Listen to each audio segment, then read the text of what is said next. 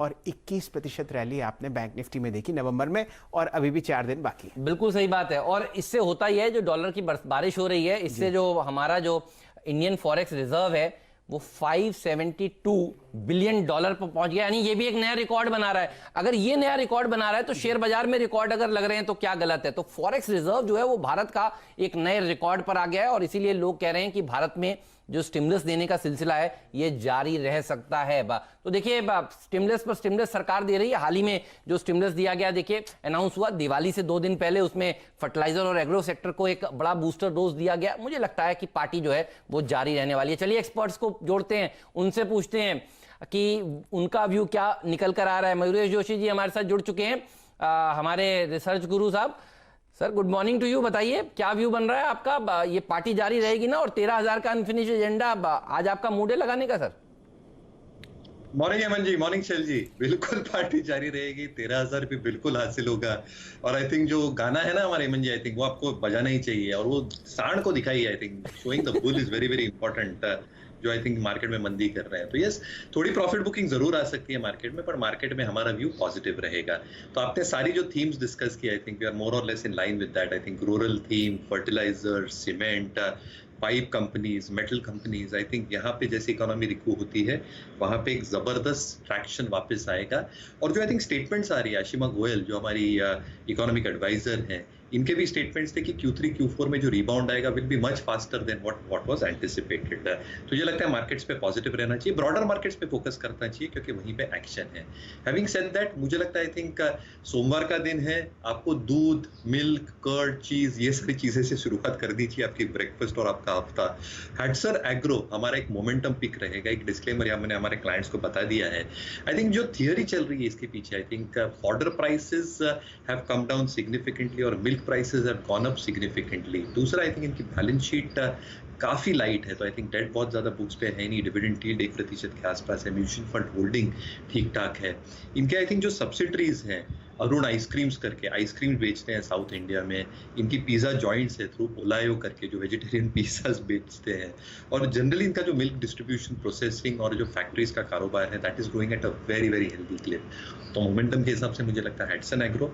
और आप सारे जो इकोनॉमिक इंडिकेटर्स बता रहे थे, I think Hemant ji, Shail ji, RBI के 1 मिलियन ट्विटर फॉलोअर्स हो गया, तो आप समझिए आई थिंक बैंक्स और बैंक निफ्टी में कितना इंटरेस्ट है गुरुओं का।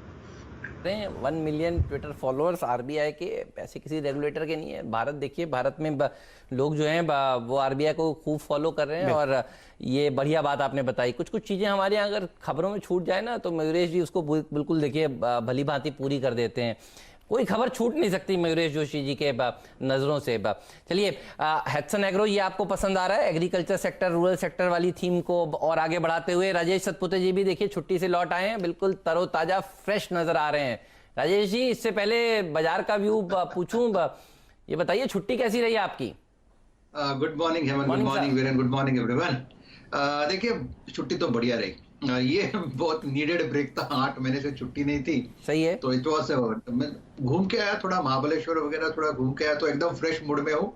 और बाजार को 13,000 का जो स्तर है, मुझे लगता है लगा के आप ही के लिए इंतजार कर रहा था 13,000 का स्तर। आप गए तब भी वहीं था, देखिए आप आए हैं तब भी वहीं है। बिल्कुल मैंने चेक किया, मैंने आने के बाद मैं लैपटॉप लेके नहीं गया था, लेकिन मैंने आते ही चेक किया है, एंड आई वाज लाफिंग, क्योंकि बाजार वही के वही था। मुझे लगता है सिर्फ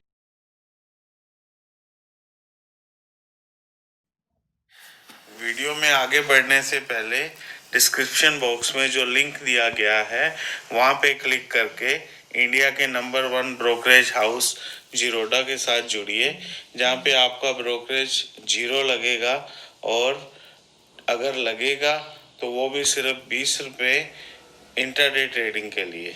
2 में अच्छा मोमेंट अच्छा मिला, जहाँ पे हमने बहुत बड़ी रैली देखी। लेकिन वैसे अगर आप इंडेक्स देखें तो इंडेक्स इज सिंपली देयर।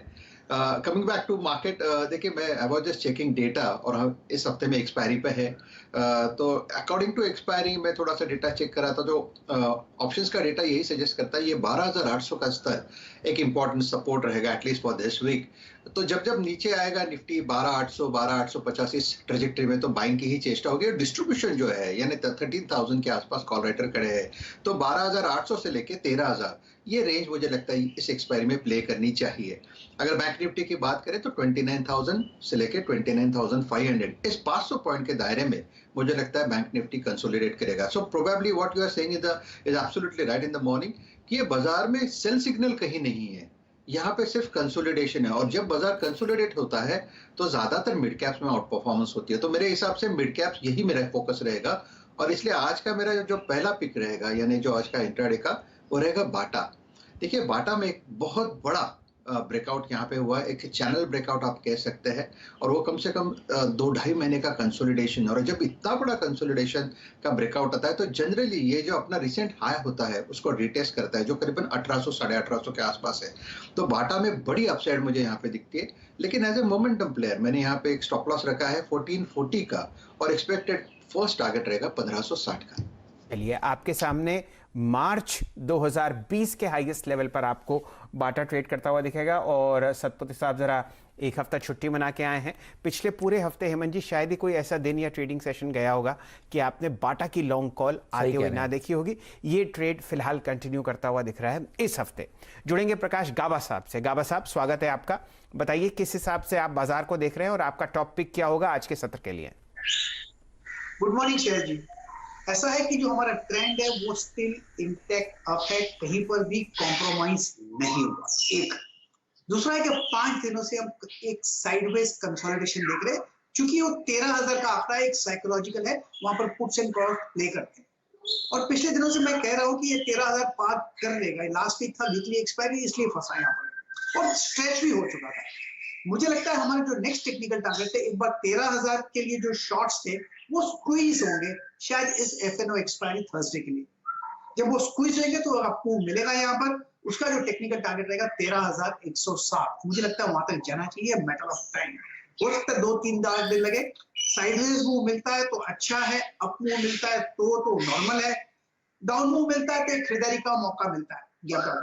मुझे कहीं पर भी वीकनेस नजर नहीं आ रही, अपसाइड ऑन है जब तक कि 12,700 बरकरार है। रही बात निफ्टी बैंक की, एग्जैक्टली वही हाल है। हमारा प्रीवियस टारगेट था 29,860, मेरे ख्याल से वहां तक चला जाएगा। यहाँ पर 4-5 दिनों का कंसोलिडेशन है। 28,500 एक स्ट्रॉन्ग सपोर्ट जोन है। जब तक ये बरकरार है, अप मूव ऑन है तो घबराना नहीं चाहिए। मेरा टॉप कन्विक्शन कॉल अमर राजा बैटरी, बहुत बढ़िया मूव है, जगह अच्छी है अमर राजा बैटरी की, खरीदने के लिए जगह अच्छी है, मोमेंटम है, कंसोलिडेशन है और कंसोलिडेशन के बाद जो अप मूव मिला है फ्राइडे को, ये बढ़िया है। मेरा टारगेट 880 का है, उसके बाद शायद 900 भी चला जाए। स्टॉप होगा 850 का अमर राजा बैटरी। तो अमर राजा बैटरीज के ऊपर नजर रखिएगा।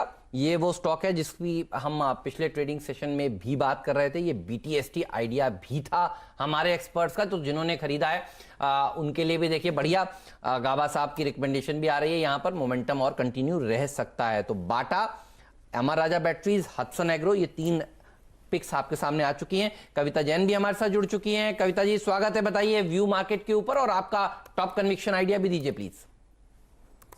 Very good morning, Hemant ji, Sharon ji, all the panelists. Good morning, viewers. Nifty 13,000 को पार करने की तैयारी में है। अगर निफ्टी का सेटअप आप लोग जिस तरीके से डिस्कस कर रहे हैं, 13,000 पर हम कॉल राइटिंग देख रहे हैं और नीचे में आप स्कैटर्ड है put writing if we wish देखें। नीचे में आप वर्क साइड 12,800, 12,700, 12,600 तीनों ही लेवल पर पुट राइटिंग स्कैटर्ड होते हुए दिख रही है।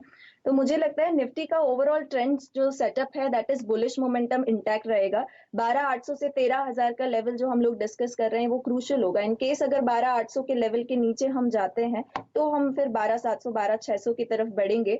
अदरवाइज SGX निफ्टी एक ऊपर खुलने की तैयारी में है। वंस अगर 13,000 दैट इज 12,963 एक इमीडिएट हाई है, 12,963 और 13,000 साइकोलॉजिकल लेवल, वंस वो क्रॉस होता है तो शॉर्ट्स कॉल राइटर्स जो है वो बैकफुट पर आते हुए दिखेंगे और ऊपर की तरफ हम फिर 13,200 के लेवल्स की तरफ बढ़ते हुए दिख सकते हैं। सो निफ्टी का ओवरऑल सेटअप बुलिश मोमेंटम ही है एंड बाय ऑन डिप्स का स्ट्रैटेजी रखना चाहिए।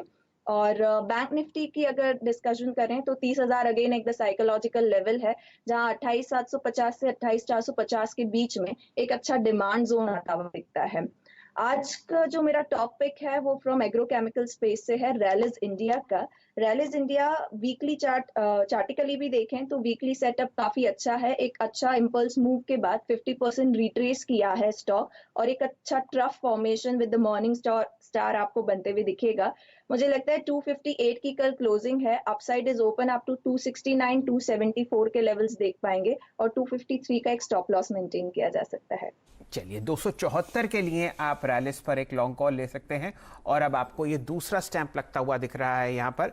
थोड़ी देर पहले हिम्मत जी की 2020 टीम में ये पावर प्ले कैंडिडेट था और यहाँ पर आप बेहतरीन तेजी देख सकते हैं। 200 DMA के ऊपर ये फ्राइडे को बंद होता हुआ दिख रहा है। हेमंत जी, वीकेंड पर और फ्राइडे को पूरे के पूरे बाजार में और ट्विटर पर आपको चर्चा होती हुई दिखी RBI पैनल की एक शानदार रिपोर्ट पर, जहां पर उन्होंने बहुत सारी अहम बातें करी, लेकिन उनमें से कौन सी एक या दो सबसे जरूरी हैं वो हमारे बैंकिंग एडिटर आपको प्रदीप जी बताते हुए दिखेंगे। तो प्रदीप जी भी छुट्टी से वापस आए। क्या बात है, देखिए सतपुते साहब, आशीष जी और प्रदीप जी पूरे 2 हफ्ते की छुट्टी मना के आए हैं और हेमंत जी आप और मैं यहाँ पे